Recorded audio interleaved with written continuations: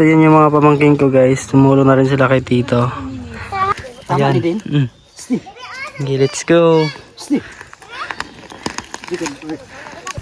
So andito na si Ate Virgie guys. Nagbebenta siya ng suman. Hi Tem.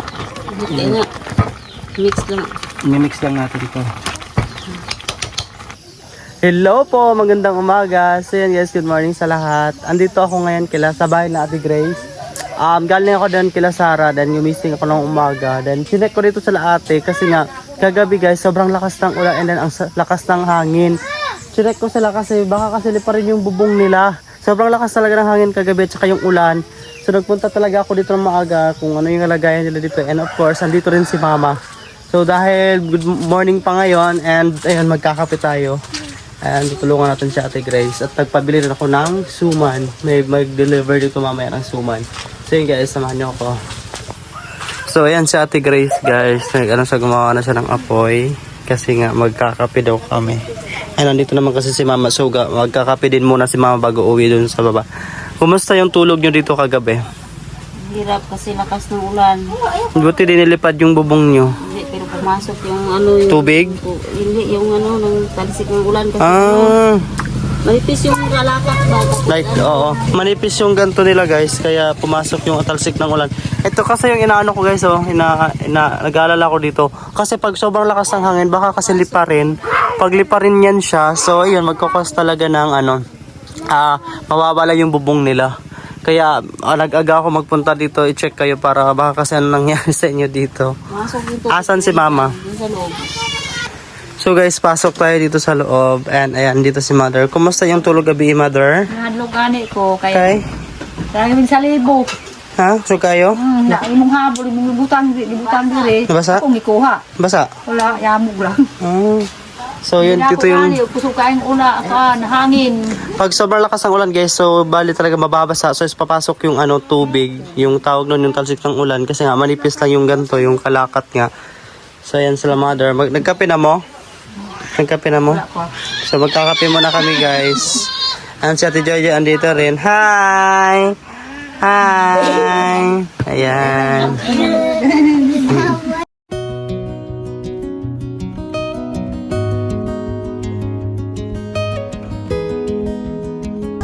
So yun guys, pag wala talaga akong ginagawa doon kila Sarah, pumupunta talaga ako dito kila Ate Grace para i-check sila. Then ang ano lang naman dito kila Ate Grace guys is wala pa silang electricity dahil wala pa po silang pera pampagawa. Kasi nagko-cost ng 10,000 yung pampagawa ng kuryente. So yun yung inaano namin ni Ate. Pag halimbawa makapagpadala na yung partner ni Ate, magpapakabit na kami ng kuryente. And ganito siya pag umaga. Maganda rin dito guys pag umaga kasi nga kita mo yung view like ganyan no. Then yan yung bahay ni Ate. Simple lang. So andito na si Ate Virgie guys. Nagbebenta siya ng suman. Hi te, mandag. Taraw ako tibehin mo ni mo sa bante? Pila ni? Tiksing ko. Tiksing ko? Oh, bala 50 lang ako ah. Ayan.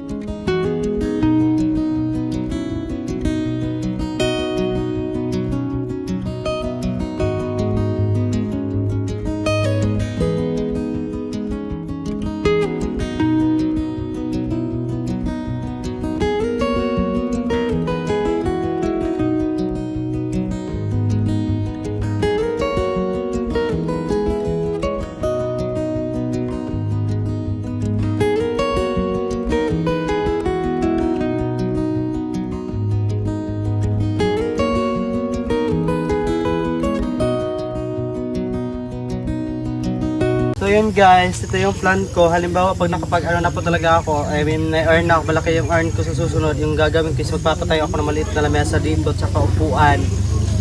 Tapos para gawing mesa, like kasi nga pag sa loob kasi yung gagawin mo, sobrang liit dun sa loob. And of course, dito mas malawak, so mas maganda lagyan dito. Kaya sa susunod, dito na talaga yung plan na maglagay ng mga mesa, upuan para hindi na doon sa loob nag-anag ang tawag ng halimbawa sila mga siksikan sila doon. So dapat dito talaga kami may mesa.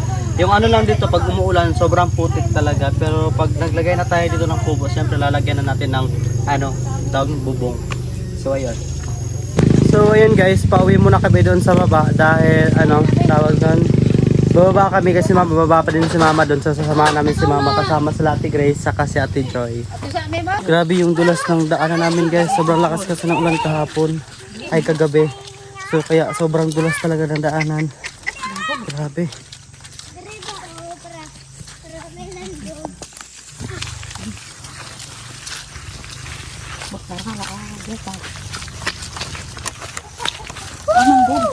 Ayan guys, nandito na kami sa bahay nila mother. Ayan. Dali sa mong gabi eh?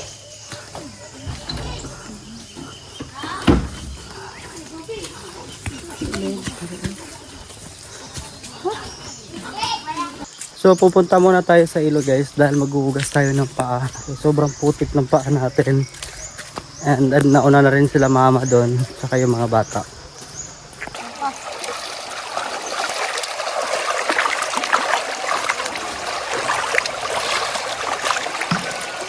Buti nga po hindi bumaha kasi sobrang lakas ng ulan kagabi. Kala ko talaga bumaha na naman kasi nga sobrang lakas. Then grabe yung ulan kagabi. Then ayun, wala pala, hindi pala siya bumaha. Baka yung ulan na yun dito lang yung sa amin. Hindi siya umabot dun sa taas. So that's why hindi siya bumaha. So gusto ko rin na bumaha to siya guys dahil makakapag catch naman tayo ng mga fish, shrimp. Ayun. Tara na, uwi na. So pauwi na tayo dun sa bahay. Hintay ko lang si Ate Grace kasi nasa huli pa sila. So let's go na guys, uwi na tayo. Tara. So yun guys, nandito na kami sa loob. And gagawin ko is magluluto muna ako ng kanin kasi wala pa kaming kanin. And gagawa ako ng apoy. So before that, kukuha muna tayo ng kahoy. So yan guys, dahil may mga kahoy kami dito sa ilalim. So ito yung natin putol-putulin.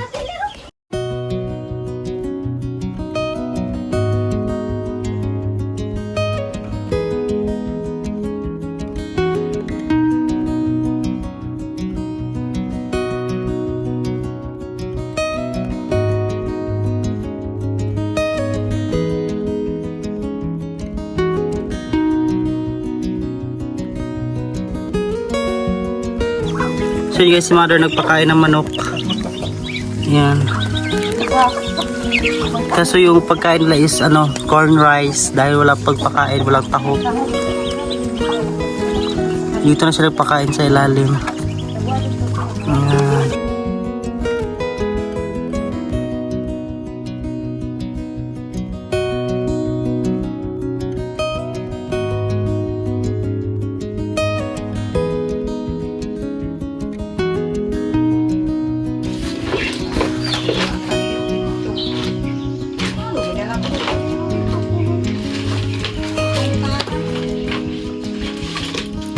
Nakagwatag ako kalayo ma.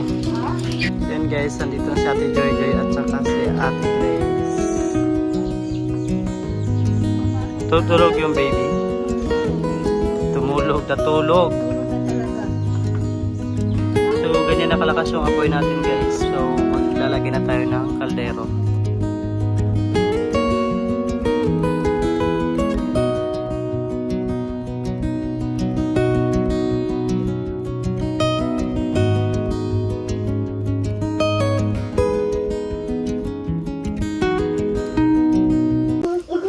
So dahil kumukulo na siya guys, maglalagay na tayo ng rice. Ubusin natin ito. Ubusin natin ito isang kilo. Corn rice yung kakainin namin ngayon guys. Wala.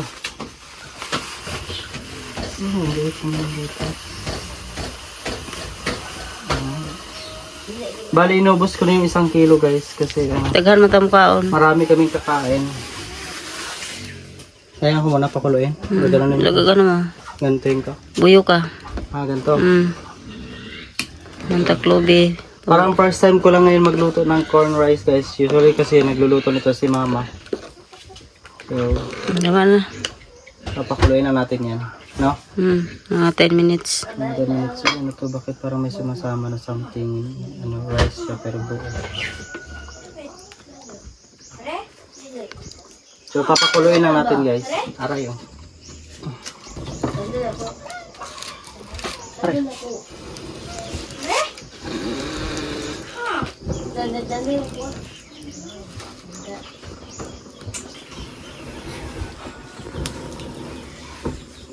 Pwede na to. Mm. So yun guys, tatanggalan na natin ang takip. And ayan, kumukulo na siya. So yung excess water nito guys is need natin tanggalin. Diba te? Tama na to? Para dili sa basa Yes, malungag. para di sa basa. So kuha lang tayo ng alit na mangkok. Before kasi guys, yung mga ganito, kinukuha namin to. Tapos nilalagyan namin ng asukal, ginagawang kape. Hinahigop. Yes. Para Yan, ito ginagawa namin tong parang kape. Yung exist ng rice. Siguro ngayon lang kayo nakakita na ginagawa namin. Pero yun talaga yung sige namin. pa. More pa. This one. Sige pa. Tama na. Okay na nga.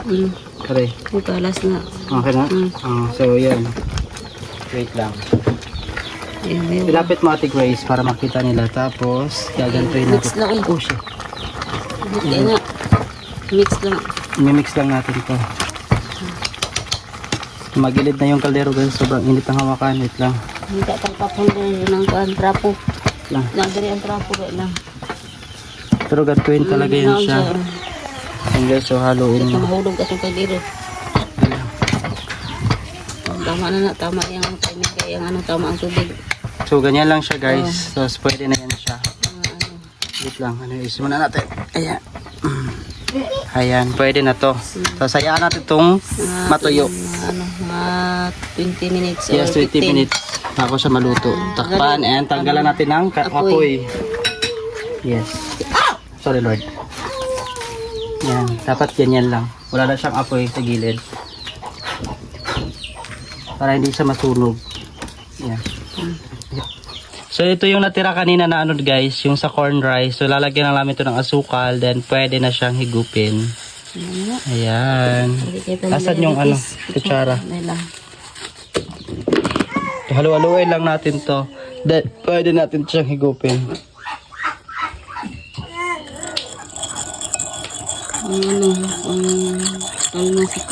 Yes. May halo siyang konting rice, tapos yan, ito yung ginagawa namin before. Siguro na ito itubre sa ulo rin. Pwede na No? ito ginagawa. No? Walang-wala na yun kayo. So yan, ito try na ni Ate Grace. Tamis? Nangi siya. Tamis siya? Malalagay pong kung nagigop yung sabaw. Nga no? Yan guys, pasarap talaga yan siya guys. Nawala sa gutom. Yun talaga yung namin before pag walang Karon sa ulan-ulan. no? Walang sabaw. Sarap no?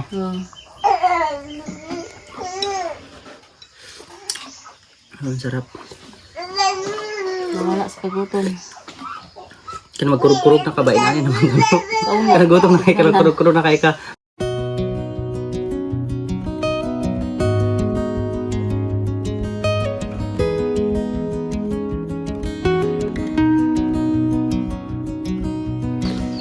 So yun guys, dahil luto na yung rice, pakita mo Ate Grace, luto na siya.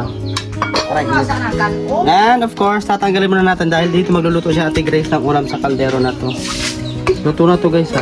Pagbasa, sunog di. Sani? Sa kaldero. Buwan sa Tagok sa saging. Waman tayo pang nus-nusay nga Yes, ka ng diba kasi kami yung guys, Sihon. pero it's okay. Pwede na rin yan. Yan, luto na guys. So, dikit na natin. Pakita natin. Ayan, yung rice. Pagkakasabi kayo na madumi, Hindi hindi siya madubigay ha. Ano yan siya, yung katulad dito. Ano siya, tawag dagta ng saging. Kasi dito sila nagluto ng saging. Wala Tapos, pa lain kaldero nga ibang malutuan. pwede yung gamitan ng kaldero daw. Ayan.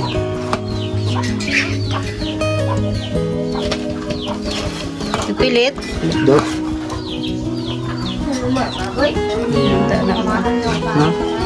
Dami na yung pagkatulong kagisong. So ayan guys, dahil magluluto kami nilagang baboy and kukuha kami ni ate ng tanglad. So salamat pala sa kuya ko, Kuya Janjan na nasa sa Pulumulok. Siya yung nagtrabaho siya doon sa may piggery.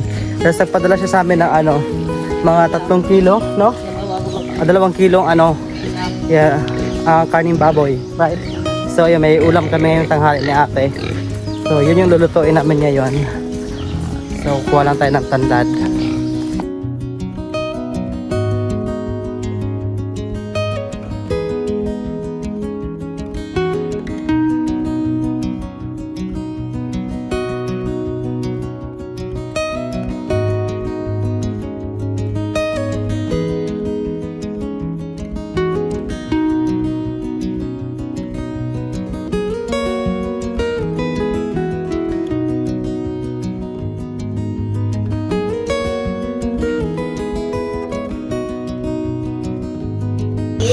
So gawa ulit tayo ng apoy guys dahil magluluto na si Ate Grace ng ulam. Si Ate Grace pala yung magluluto ng ulam. Tutulungan ko lang siya.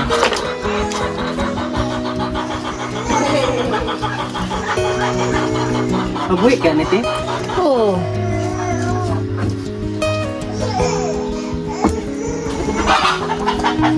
Hindi ako kaya ni Grace. Kaya lagi na. Haling na. I-stop sa ate. So ito na yung pork guys na ano na ni ate. So ilalagay na natin dito. Pakulaan muna natin. Nilamihan na namin kasi nga andito yung mama ni Donna at saka yung papa niya. So pagbibigay din kami sa kanila mama niya. Yes.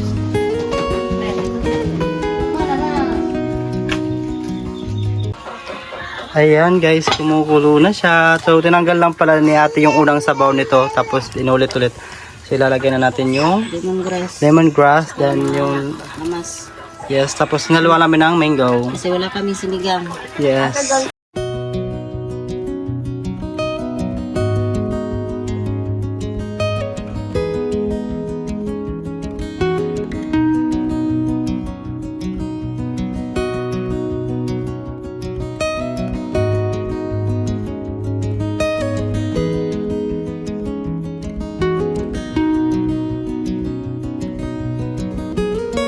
So ayan guys, naluto ng ulam namin. Ayan, nag-ano na si Ate Grace, naglagay na siya sa mangkok. So doon kami kakain sa labas kasi di kami kasya dito. Ayan, ayan yung corn rice na niluto ko. Ayan, naka-prepare na rin. Wow, ang sarap. Kain na kami, so mag-prepare muna si ate.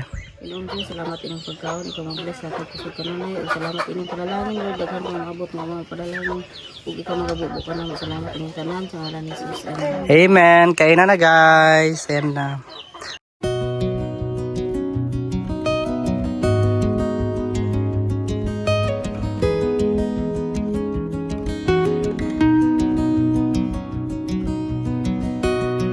And then guys, yung ate Joy ko andito na galing siya doon sa farm nila doon na nag-ano sila.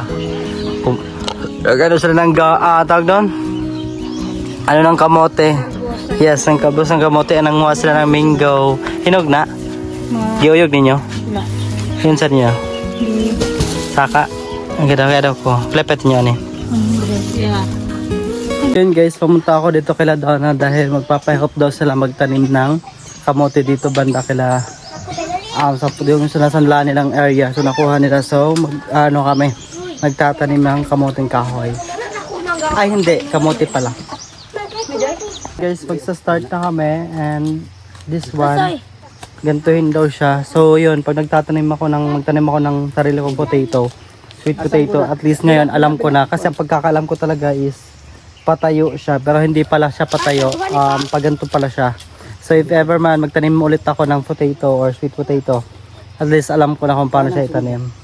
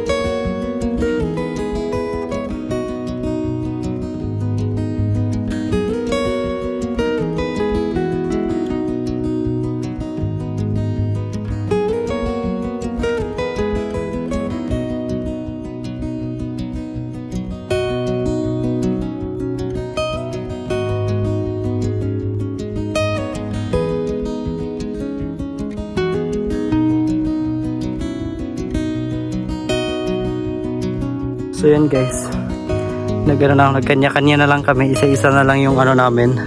Bali, hindi na namin gagamitan ng panghukay. So yan. So, saan ka? Kira ka? So, dito na tayo sa kabila. Here na. So yun guys, try ko magdaro kasi this is my first time to do this. Susubukan niya kung paano magdaro. Tama ni din? Okay, let's go.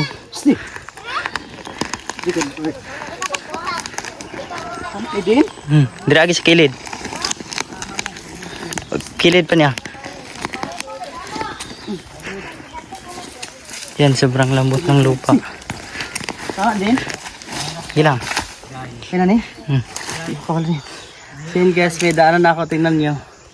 Ayan. Marunong pala ako pero mahirap pala talaga siya. Kailan ni Din? Nandito pala si Dines, and si Dines yung nagdaro. And don't forget to guys, subscribe sa channel ni Dines. Ano mo? Decent farm. Dizon Farm. So yan, paki-subscribe si Dines guys, Dizon Farm. Tunnel. Yes, of course. Ayan.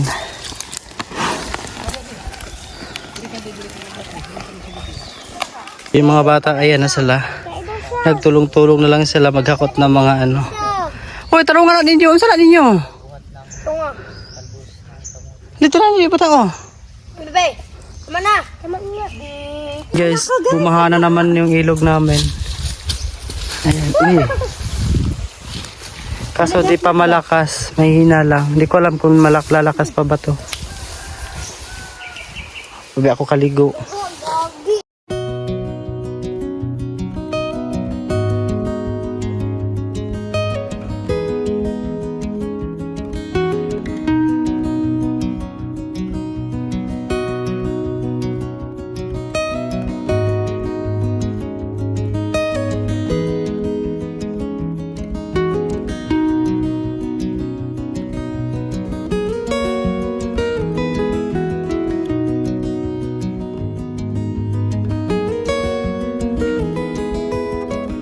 So yan guys, na-finish na ako. Ako yung pinakaunang natapos. Dahil medyo mabagal sila, that's why sila yung nahuli. Ayan. Ano Joy? Kaya? Ano? Tara? Tara? Ayan. So medyo malawak-lawak na rin yung nataniman namin.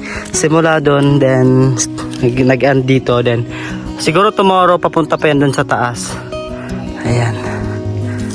Ayun guys, tapos na kami magtanim ng kamote, tapos na akong tumulong kila Tito. And ayun guys, tumulong lang po talaga ako kay Tito dahil nagtanong din ako kay Tito kung paano magtanim ng kamote. Ayun, then sinabi niya din sa akin na doon sila kumuha ng tawag noon yung talbos ng kamote doon sa area ko. Di ba may kamote silang tanim doon?